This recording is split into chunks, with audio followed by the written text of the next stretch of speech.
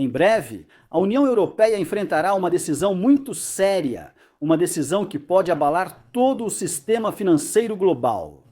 A Europa está prestes a tomar uma decisão que mudará todas as regras do jogo. Nesta guerra entre Rússia e Ucrânia, porque a Comissão Europeia apresentou duas opções cruciais para garantir a continuidade desta guerra na Ucrânia. Mas a pergunta é: quem vai concordar na Europa? Quem vai se opor? Quem será o lado que vai perder? No final das contas, imaginem comigo um pequeno país que pode enfrentar perdas enormes. Pode enfrentar uma crise. A confiança é global. Talvez reações russas devastadoras. E tudo isso acontece apenas alguns dias antes da próxima cúpula europeia.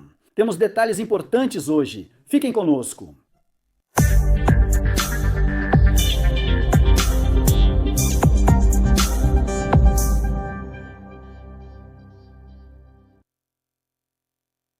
Prezados telespectadores, que a paz, a misericórdia e as bênçãos de Deus estejam com vocês. Sejam bem-vindos hoje conosco, neste encontro renovado, se Deus quiser, da série de episódios do Opinião de hoje. Queridos telespectadores, no momento em que todos esperam alcançar resultados positivos em relação ao plano de Trump para a paz na Ucrânia, as coisas estão indo na direção oposta. As coisas estão tomando um rumo completamente diferente, que é o de que esta guerra continua. Esta guerra não vai parar, nem com o plano de Trump, nem com qualquer outro acordo diplomático. Na verdade, é ainda mais do que isso.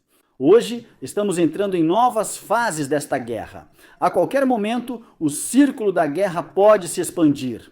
Portanto, eu digo, porque o mundo inteiro deveria esperar pelo pior? O mundo inteiro deve se preparar para o que está por vir. Essa é uma verdade que todos devem reconhecer hoje. Atualmente, o assunto das pessoas comuns na Europa, toda a conversa está se voltando para o dia 18 de dezembro próximo. Por que esse dia? Claro, porque nesses dias 18 e 19 de dezembro próximos, a Europa terá uma nova cúpula da União Europeia. Isso é bom, mas durante essa cúpula, espera-se que seja votada uma decisão importante, uma decisão que não diz respeito apenas à Rússia, não diz respeito apenas à Ucrânia, não diz respeito apenas a esse conflito entre Rússia e Ucrânia, entre Rússia e Europa e outras questões, mas diz respeito ao mundo inteiro. Por causa do impacto que isso tem em todos os países do mundo, sem exceção. O negociador europeu vai apresentar aos países membros da União Europeia duas opções para financiar as necessidades da Ucrânia nesta guerra. Duas opções para garantir a continuidade desta guerra entre Rússia e Ucrânia. Eles estão decididos e abriram dois caminhos: seguir por aqui ou por ali. Portanto, eles querem levar o mundo hoje a uma série de crises, incluindo crises econômicas, crises alimentares, logísticas e assim por diante. É algo muito perigoso. O importante é que há duas opções que eles não querem permitir. A primeira opção é usar o dinheiro emprestado restante do orçamento geral da União Europeia, para que todos saibam exatamente esse ponto. Nos últimos anos, a União Europeia contraiu grandes empréstimos para financiar uma série de projetos, uma série de planos e outras coisas, como, por exemplo, o plano de saída da crise do coronavírus. Mas uma grande parte desse dinheiro não foi usada. Uma grande parte desse dinheiro ficou dentro do fundo da União Europeia. Então, o que dizem as negociações europeias hoje? Dizem que não podem pedir dinheiro aos países membros da União Europeia para financiar essa guerra. Todos os países europeus recusam isso. Todos os países europeus se recusam a pagar, porque, na verdade, os povos europeus rejeitam financiar essa guerra às suas próprias custas, às custas do bem-estar e das boas condições sociais que vivem. Então, o que diz a negociação europeia? Diz, de uma forma ou de outra, que essa guerra deve continuar e os países europeus não vão pagar nada. Apenas usaremos esse dinheiro que ainda está no fundo, que era destinado a um propósito específico, e vamos redirecioná-lo para esse objetivo. Mas, mesmo assim, Para que essa decisão seja aprovada, todos os países membros da União Europeia devem concordar. 27 países precisam aprovar. E há países como Holanda, Dinamarca, Suécia, Áustria, países que rejeitam essa opção, rejeitam esse método. Esses países dizem que esse dinheiro não pode ser transferido para financiar a guerra, porque no final das contas é um fundo comum. Se não precisarmos delas hoje, ou seja, dentro desses planos anteriores que já existiam, vamos precisar delas para realizar novos planos, mas que sejam usadas para financiar uma guerra na qual não temos interesse, isso não faz sentido. Para a Europa, uma guerra em território ucraniano, esses países rejeitam isso. Existem outros países também, como a Hungria e a Eslováquia, que também rejeitam essa opção, mas por um motivo político. Esses países são contra a Ucrânia, contra essa política da Ucrânia. Então dizem, não podemos concordar com fundos conjuntos dos quais fazemos parte. Não podemos concordar que esses fundos sejam destinados a um país ao qual nos opomos desde o início. Nos opomos à sua política. Por isso, vemos que aprovar essa primeira opção é algo muito difícil. Ou seja, se apenas um país se opuser, essa decisão será bloqueada. E há um grupo de países que rejeitam essa decisão. Aqui surge a segunda opção. Essa opção que também foi apresentada pela negociadora europeia e é a opção que hoje está gerando muita polêmica. Essa opção é confiscar os fundos russos congelados na União Europeia. Existem fundos russos na União Europeia. Eles estão congelados desde o início desta guerra na Ucrânia. Então, hoje, dizem que devem ser entregues à Ucrânia, que devem ser usadas para financiar a Ucrânia nesta guerra. Talvez todos se perguntem, isso é possível? Na prática, isso é possível, mas envolve um grande risco, e aqui devemos prestar muita atenção a esse jogo que está sendo conduzido pela Europa. Globalmente, até mesmo historicamente, quando há uma guerra, os ativos soberanos são congelados. E após o fim dessa guerra, o lado perdedor abre mão deles total ou parcialmente, como compensação para o lado vencedor. Isso é algo conhecido até historicamente. Ou seja, quando um lado vence a guerra, impõe as condições ao perdedor, e entre essas condições está a assinatura de um tratado para encerrar a guerra. E sempre nesses tratados encontramos: e estipula que o lado derrotado deve pagar uma indenização de guerra ao lado vencedor, em um valor determinado. Então, o que os europeus dizem agora? Vocês percebem como é o jogo? Percebam como eles estão entrando em uma aventura muito perigosa. Eles dizem que vão usar esse dinheiro russo para financiar a Ucrânia nesta guerra. E quando a guerra acabar e a Ucrânia vencer, ouçam bem, e a Ucrânia vencer. A Rússia será obrigada a abrir mão desse dinheiro congelado como compensação para a Ucrânia, que originalmente já teria ido para a Ucrânia e com o qual a Ucrânia lutou. Percebam como eles estão se arriscando, porque quem é que vai acreditar hoje que a Rússia pode ser derrotada nessa guerra? Quem vai acreditar que a Rússia vai se submeter a uma condição humilhante, como abrir mão de dinheiro e pagar indenização de guerra para a Ucrânia e assim por diante? Isso é possível?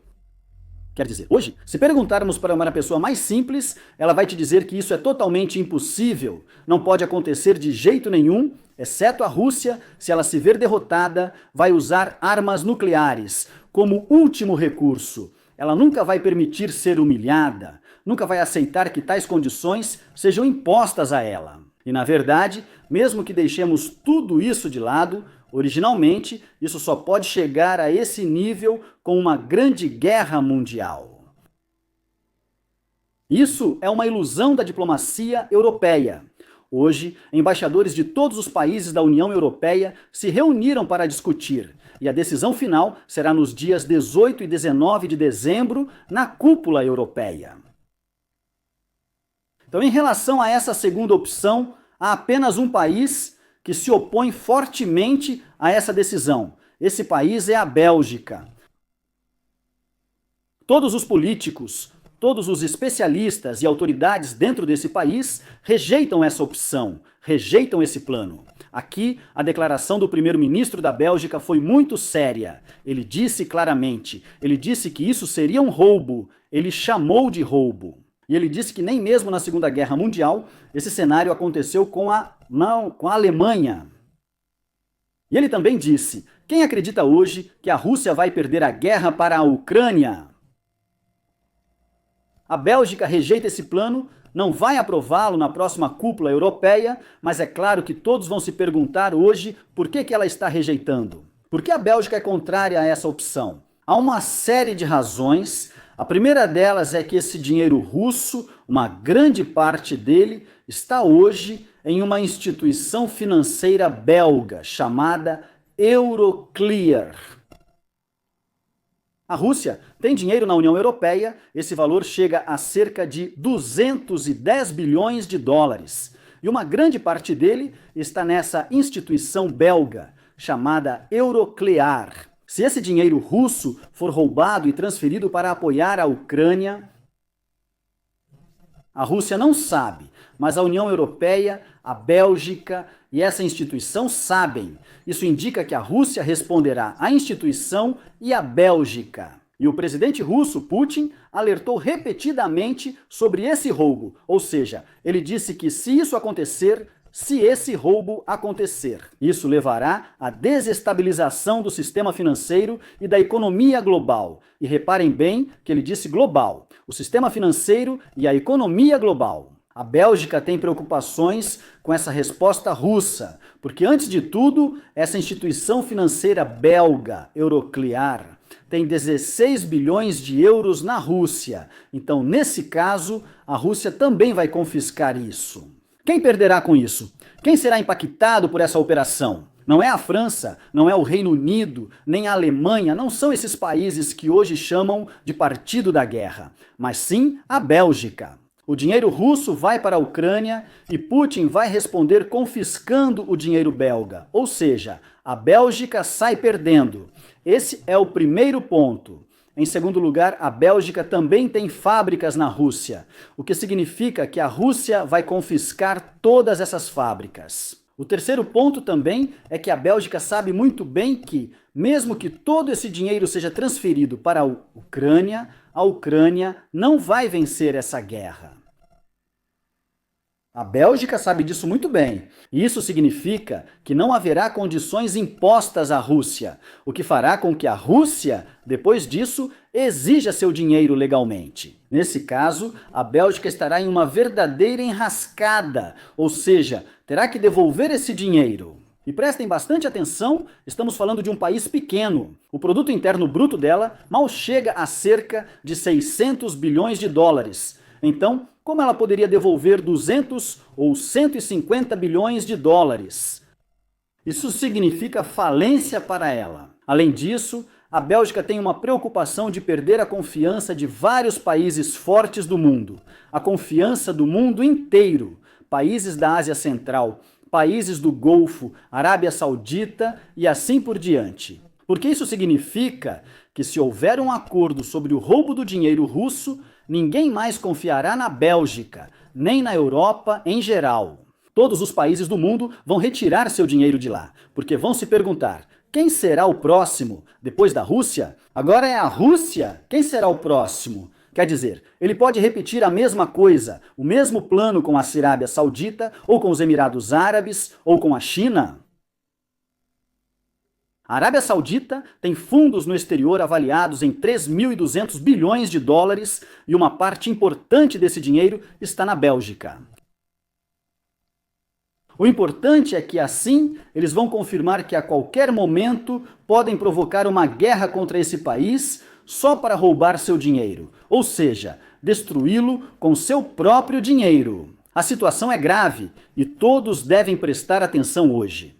Países ricos precisam se atentar, pois seu dinheiro no exterior representa grande perigo. Antes de tudo, o ministro das Relações Exteriores da Bélgica disse isso várias vezes. Disse que a Bélgica não permitirá o uso do dinheiro russo e depois deixou a Bélgica sozinha, enfrentando esses riscos financeiros sozinha.